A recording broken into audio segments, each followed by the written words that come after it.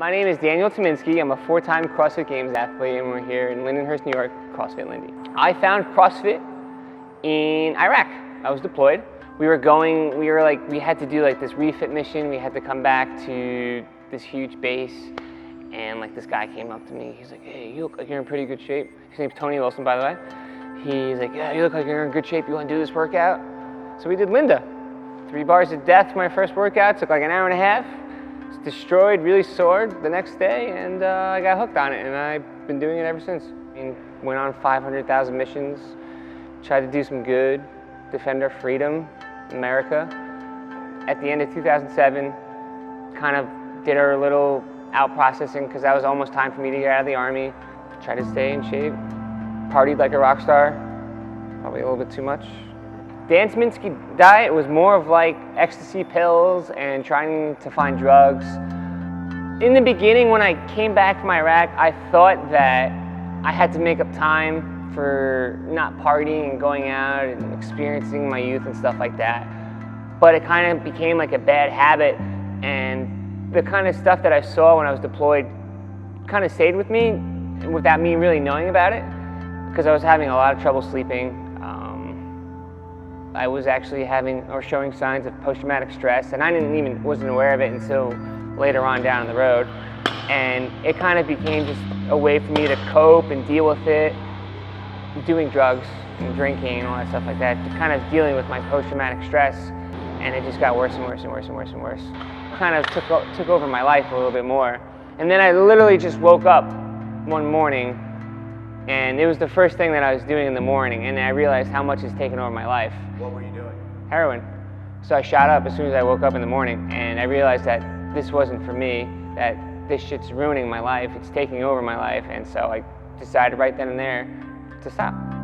I found heroin originally, I think I was actually just kind of at first I started doing ecstasy, snorting ecstasy and doing cocaine. I was really just trying to find my drug of choice. And then I kind of came into some painkillers, and I would take a bunch of those and snort a bunch of those and stuff like that. And I wanted something stronger, something where I didn't have to spend as much money to get as good as a high.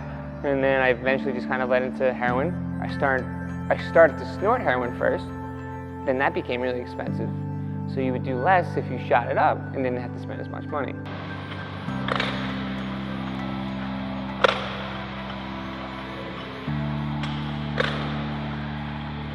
So the reason why I stopped is because, I was doing CrossFit while I was still doing drugs. And I competed actually at regionals, kind of under the influence, 2009. And I placed 6th place, 1 point behind Rob Orlando to qualify for the CrossFit Games. And at that moment, I had my clarity. I realized I could potentially be good at this sport. Daniel Tyminski, we are going to exercise for time. Good luck.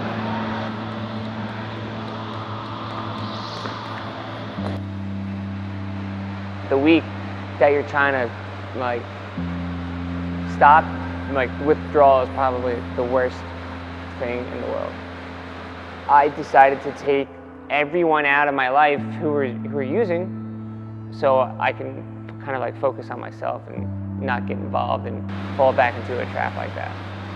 I still think about it. There's still times where I feel like I want to use and stuff. But then again, there's other days where I don't even really know that it exists unless if I see it and something kind of reminds me of it.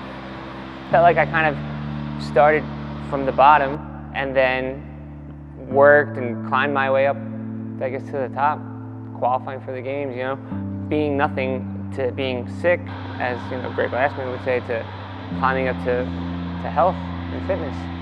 CrossFit is probably the only thing that has kept me on the path, especially in the beginning, because I opened up my affiliate and then I decided to stay with my health and fitness and work on CrossFit the whole time.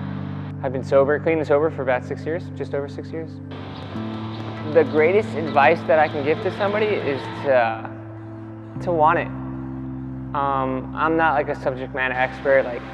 I never really did counseling, nor did I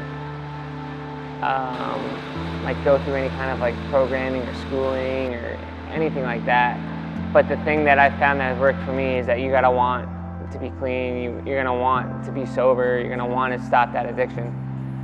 You just gotta have the desire to want it. And I've wanted it this whole time, and I still do, and I think that's the reason why that, I've succeeded for so long. It's easier to surround yourself with people who do CrossFit because most of them are gonna want to be involved with being healthy and fitness and stuff like that.